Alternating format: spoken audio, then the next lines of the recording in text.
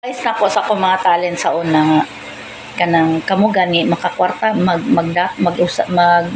muasinso gani mo ayaw nyo bag-uha ang inyong batasan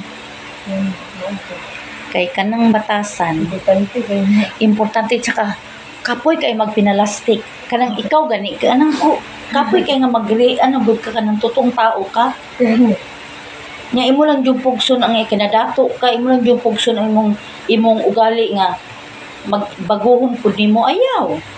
Ang imo lang nang baguhon anak ka ng the way ka sa sa personality mo ba? Hindi yung loob ha ang baguhon. Yung personality mo lang, yung the way ka magdamit, the way ka magkilos, ana, yun lang ang baguhin mo. Pero yung ugali, ang ugali, di mo talaga yan mabago.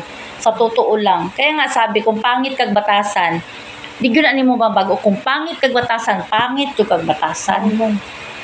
Ugali mo na talaga yan. Di ba? Gawas lang kung baguhong ka sa Ginoo. Ang Ginoo mo tat sa imong puso na baguhon ko ni. Way makabag-o batasan, gawas lang sa Ginoo.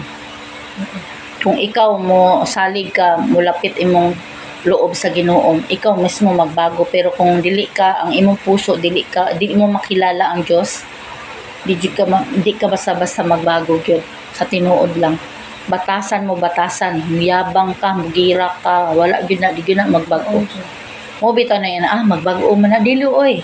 Hanggat hindi na siya magiging full Kristiyano, full or either Muslim ka man, siya ra man gyud samahan gyud na niya ampo ung ana og batasan gyud ang baguhon kay ang kasagaran gyud ang tao di gyud na mabago ang batasan.